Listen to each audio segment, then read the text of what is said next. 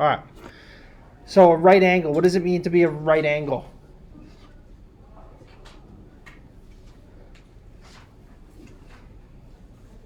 $90. What's 90 degrees look like? Have we ever seen 90 degrees? Yeah, like a square. A square. Right. So we got something that looks like this.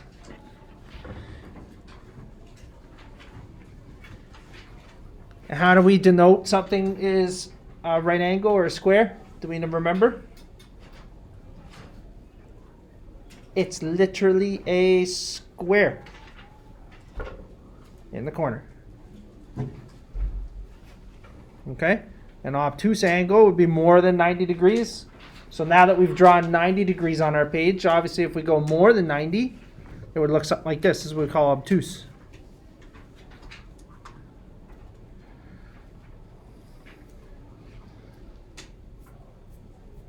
Okay, and how many degrees are in a straight line? Fun fact? Not fun. Just fact. Just fact. How many degrees are in a line? Do we know?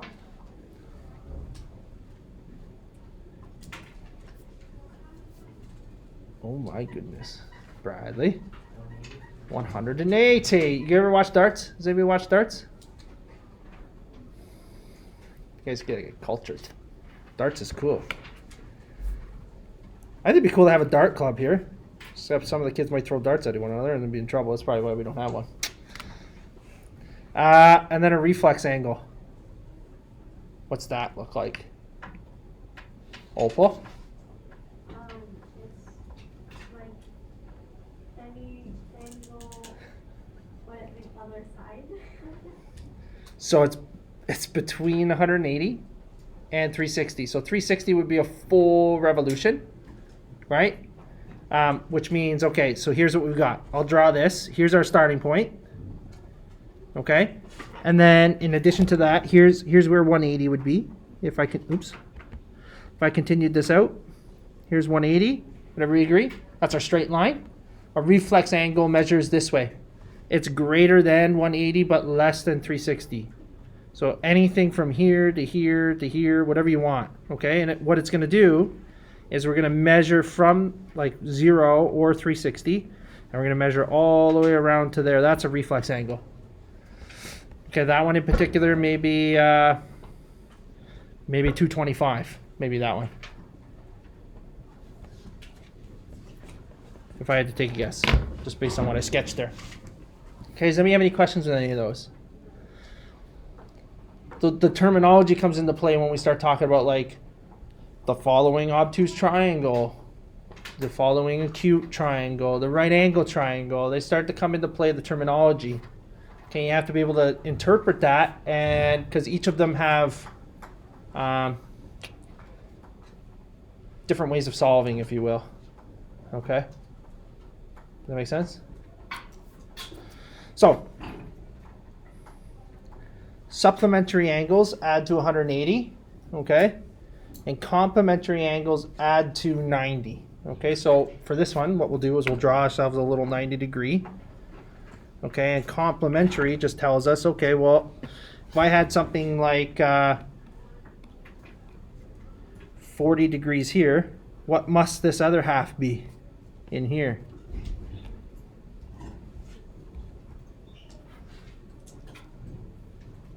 Remember, it's got to add to 90. So that's complementary, Elizabeth. It's got to be 50. Okay? Opposite angles are equal when two lines intersect. So we've got two lines there. Okay, and what it's talking about opposite angles is it's talking about these two would be equal. And these two would be equal. Everybody see that okay? Sorry. Got the green versus red. Is that good? Maybe not good color choice. Green and red. One sec.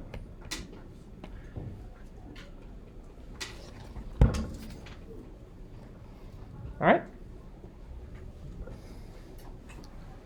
If I come down here, we've got the scalene triangle, the isosceles triangle, and the equilateral triangle. Okay. Do we recall? First of all, which triangle is the superior triangle?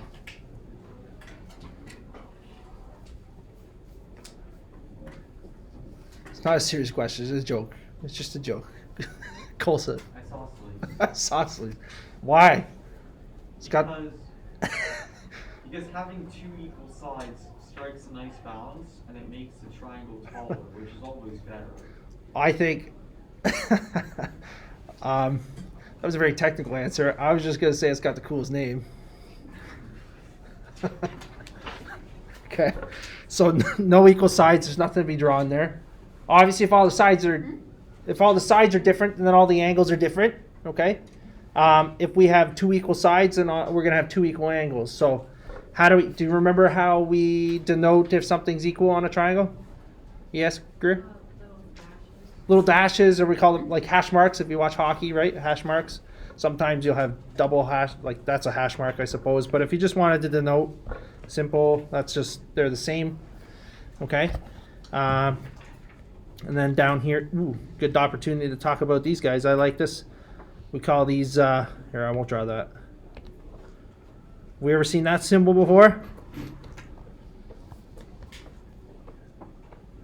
I'll introduce it to you now, okay? There's a family of letters. You tell me what family they're from. Nationality, if you will.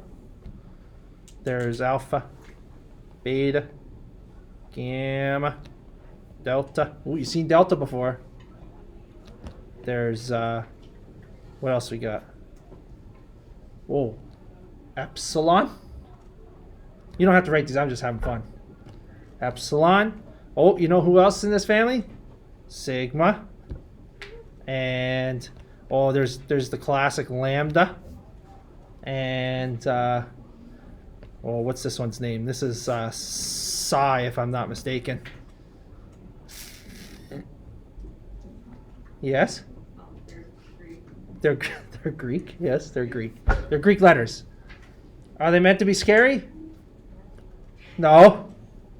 They're just like another way, instead of having X, Y, Z or A, B, C, D all the time, they use Greek letters for different things. Okay, so for instance, obviously you've seen sigma, that's for sum. Lambda is typically used for like wavelength when you get there. Alpha, beta, delta we saw was slope or change, so that's change in. Okay, they just mean something, okay? And I suppose my point here is we have these other two that are part of this family. It's theta and I suppose we could do theta's sibling phi. And they just stand for angles. That's all they stand for. Theta and phi are just angles. They're Greek letters for an angle. Okay, and their measurement is in degrees, like normal. Okay? Anybody have any questions? So I wrote theta twice because they're the same angle. Had I said, for instance, in the scalene triangle, I might label this one like there'd be alpha, there'd be theta, and phi, because they're all different angles. So they'd have different measurements. And so it wouldn't make sense for me to call them all the same thing because they're different. Does that make sense? So that's all they are. When you come across them, you'll come across them at some point. Okay? Equilateral, that's kind of a nice one. They're all the same. Okay? And then obviously all the angles would be the same as well. Okay, and we'll explore what that is in a bit.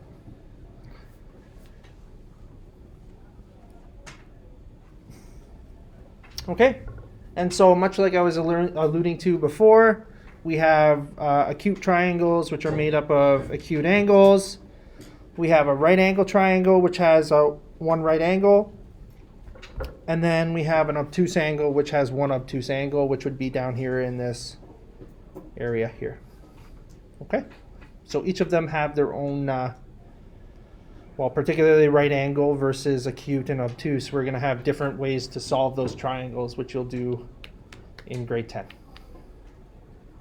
Okay? So it's important to be able to identify them, I guess is my point. All right? Questions, comments, concerns? Got some properties of parallelograms. Okay, this is going to take a sec to write out. Okay, but here we go. Okay, I'll call this, what happened? A, B, C. A, B, C, D. Okay, so this would be parallelogram ABCD. All right. And opposite sides. Okay, here's what we got. I'll write down the properties now. Oh, I wonder if this is faster. Opposite sides are congruent. This will take a minute, sorry. Okay. So what do I mean by that? Well, take a look. What's the word congruent mean? It's a fancy word, but it just means something simple. What's it mean? Sarah? Equal? Yeah, they're equal. Or they're like the same in every way, basically. Okay, you'll get into in grade 10, you'll talk about congruent triangles. That means everything about the two triangles is the exact same. Side length to side length to angle, everything about them is congruent. Okay? And so for this, we're talking about side length AB, and pay attention. I'm trying to model a few things for you in here as well, particularly how to label a side length. Okay, it's a little line above. All right, is equal to side length DC. Would everybody agree? Okay, and then you could also have AD and BC. All right, that's one property. Second property, opposite angles are congruent. Okay, again, I'll try to model some stuff here for you. Angle D is equal to angle B, and angle A is equal to angle C. Okay, you can confirm that. Consecutive angles are supplementary.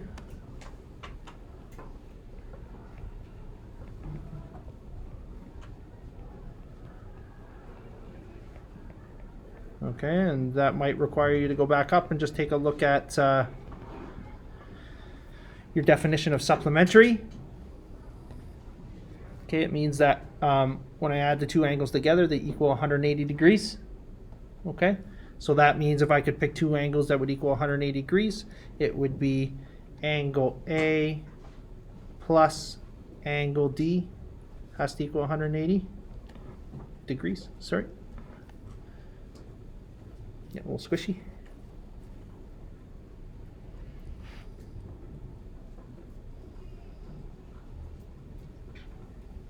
Okay, next one, kind of intuitive, but maybe you wouldn't have necessarily thought of it because you're thinking about parallelograms. But if one angle is 90 degrees,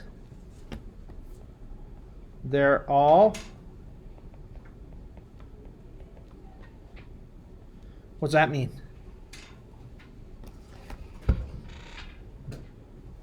Colson? It's a square. It's a square. And so somewhere along the way too, and because COVID hasn't been too friendly in terms of getting through the entire course, but I believe somewhere along the way in grade 10 you talk about like families of like all the different parallelograms like as a family. So a square would be a version of a parallelogram. It just has 90 degrees. Okay. Does that make sense? Two more. 5. Okay. The diagonals of a parallelogram bisect each other.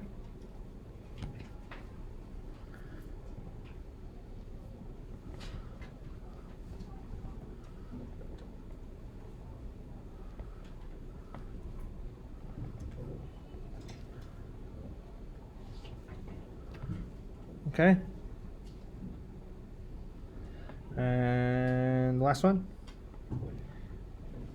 Each diagonal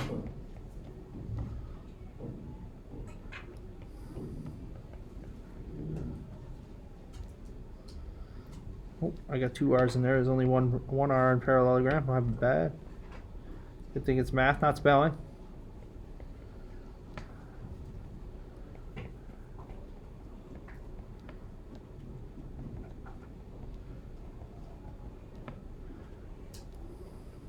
Here's this word again.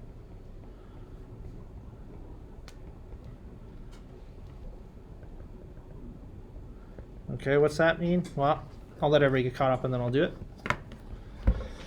Each diagonal of a parallelogram separates it into two congruent triangles. Congruent being, again, what's congruent?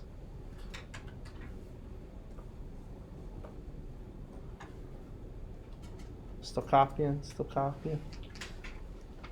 Congruent is a fancy word for equal or the same in every way, okay? And so just to illustrate that, if I were to draw a line segment from A to C, you can see that you end up with two triangles, 1 and 2, that are congruent. They're identical in every way. Okay? That's particularly useful if you're trying to figure out, like, what we'll see on the next page with the sum of interior angles, okay? Of a particular shape. All right? What time we got? We're doing okay? Oh, we got some time. I'll probably finish this up and then you can have some work time. Maybe I'll